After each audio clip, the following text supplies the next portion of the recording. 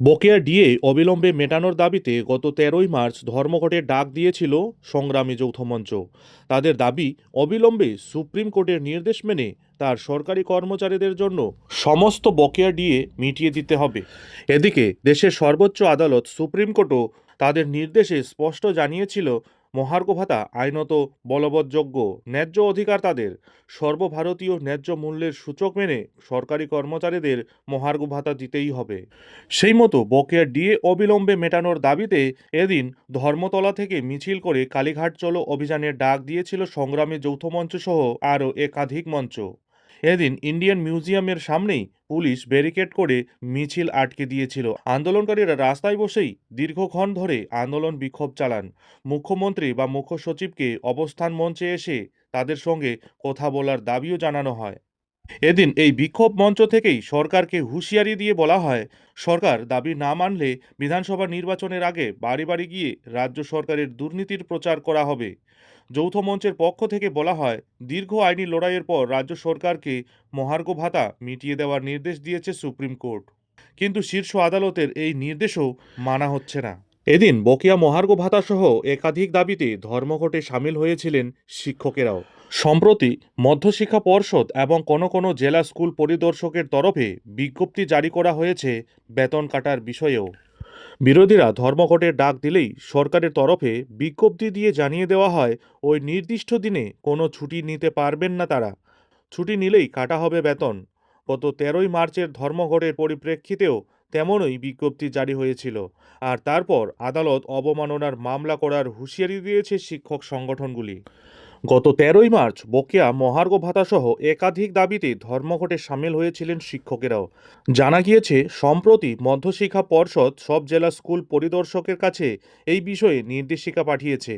সেখানে সমস্ত স্কুলের প্রধান শিক্ষকদের থেকে জানতে চাওয়া হয়েছে, ধর্মঘটের দিন কোন কোন শিক্ষক বা শিক্ষাকর্মী স্কুলে অনুপস্থিত ছিলেন। তাদের নাম ও পদসহ তালিকা তৈরি করে পর্ষদকে পাঠাতে বলা হয়েছে। পর্ষদের এই নির্দেশিকাকেই জেলা স্কুল পরিদর্শকেরা পাঠিয়ে দিয়েছেন স্কুলগুলিতে। এক জেলা স্কুল পরিদর্শক বলেন, গত ১২ই মার্চ পর্ষদ বিজ্ঞপ্তি জারি করে বলেছিল, শিক্ষক বা শিক্ষাকর্মীরা যদি ধর্মঘটের দিন স্কুলে না আসেন তাহলে তাদের কারণ দর্শানোর চিঠি দেওয়া হবে এবং একদিনের বেতন কাটা যাবে। গত সোমবার পর্ষদ থেকে ধর্মঘটের দিন অনুপস্থিত শিক্ষকদের তালিকা চেয়ে পাঠিয়েছে। সেই বিজ্ঞপ্তির সূত্রেই স্কুলের প্রধানদের কাছে চিঠি দেওয়া হয়েছে। কলকাতার একটি স্কুলের প্রধান শিক্ষক বলেন, নির্দেশ তো আমাদের মানতেই হবে, তালিকা তৈরি করে ডিআই অফিসে দিয়ে দেব। কিন্তু এরই বিরুদ্ধে সরব শিক্ষক সংগঠনগুলি। নিখিল বঙ্গ শিক্ষক সমিতির সাধারণ সম্পাদক সুজিত দাস বলেন, বঞ্চনার বিরুদ্ধে ধর্মঘট করা আমাদের অধিকার। সেই অধিকার কেড়ে নেওয়ার চেষ্টা করলে আদালতের দ্বারস্থ হতে হবে। All post graduate teachers welfare অ্যাসোসিয়েশনের রাজ্য সম্পাদক চন্দন গোড়াই বলেন, আমাদের গণতান্ত্রিক অধিকার অর্জনের পথে সরকার বাধার সৃষ্টি করলে আদালতে মামলা করব। বঙ্গীয় শিক্ষক ও শিক্ষাকর্মী সমিতির সাধারণ সম্পাদক স্বপন মণ্ডল বলেন, আদালত আগেই জানিয়েছিল, আগে থেকে নোটিশ দিয়ে আমরা ধর্মঘট করতেই পারি। ফলে যে আধিকারিক আমাদের বেতন কেটে নেওয়ার নির্দেশ দেবেন, আমরা তার বিরুদ্ধেই আদালত অবমাননার মামলা করব। আপনারা জানেন, এই ধর্মঘটকে রুখতে শুরু থেকেই অত্যন্ত কঠোর অবস্থান নিয়েছিল নবান্ন। অর্থ দপ্তরের পক্ষ থেকে জারি করা এক নির্দেশিকায় স্পষ্ট জানানো হয়েছিল যে ১৩ই মার্চ সমস্ত সরকারি অফিস, স্কুল ও সরকারি অনুদানপ্রাপ্ত সংস্থাগুলি খোলা থাকবে এবং সমস্ত কর্মীর উপস্থিতি বাধ্যতামূলক।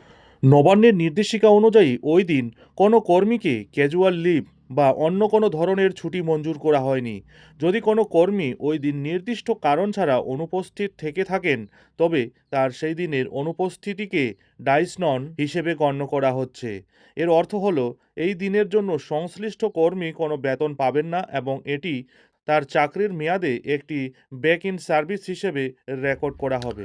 যেহেতু এই সংক্রান্ত হাজিরা যাচাই ও পদক্ষেপ নেওয়ার প্রক্রিয়াটি ৩০ মার্চের মধ্যে শেষ করার নির্দেশ দেওয়া হয়েছে, তাই অনুপস্থিত কর্মীর এপ্রিল মাসের বেতন থেকেই ওই দিনের টাকা কাটা যাওয়ার প্রবল সম্ভাবনা রয়েছে। অনুমোদিতভাবে অনুপস্থিত থাকা কর্মচারীদের বিরুদ্ধে কঠোর পদক্ষেপ নেওয়ার নির্দেশও দেওয়া হয়েছে।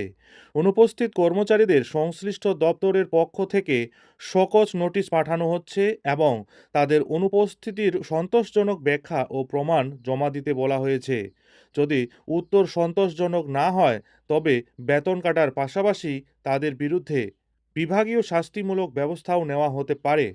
রাজ্য সরকারের এই পদক্ষেপের ভিত্তিতে সংগ্রামী যৌথ মঞ্চের দাবি, সুপ্রিম কোর্টের নির্দেশ থাকা সত্ত্বেও রাজ্য সরকার বকেয়া মেটানোর বিষয়ে ইতিবাচক পদক্ষেপ করেনি। সংগঠনের নেতা ভাস্কর ঘোষ হুঁশিয়ারি দিয়ে জানিয়েছিলেন যে তারা তাদের দাবিতে অনড় থাকবেন। অন্যদিকে বিরোধী দলনেতা শুভেন্দু অধিকারীও আশ্বাস দিয়েছেন যে ধর্মঘটে যোগ দেওয়ার কারণে কোনো কর্মীর বিরুদ্ধে শাস্তিমূলক ব্যবস্থা নেওয়া হলে তিনি তাদের পাশে দাঁড়াবেন এবং প্রয়োজনীয় আইনি সহায়তা দেবেন। এখন ব্যাপার হচ্ছে, 13ই মার্চের ধর্মঘটে অংশগ্রহণের কারণে রাজ্য সরকার আদৌ কি তার সরকারি কর্মচারীদের বেতন থেকে ওই দিনের টাকা কেটে নেবেন? আর যদি সেই টাকা কাটা যায় তবে রাজ্য সরকারি কর্মচারী সংগঠনগুলি সরকারের বিরুদ্ধেই বা পাল্টা কী পদক্ষেপ নেবে এবং রাজ্যের বিরোধী দলনেতা শুভেন্দু অধিকারীই বা কী সাহায্য করবেন? নজর থাকবে সব বিষয়ের উপর। যাই হোক, এখন এখানেই শেষ করছি। এই ধরনের পরবর্তী লেটেস্ট আপডেটের জন্য অবশ্যই চ্যানেলে চোখ রাখুন।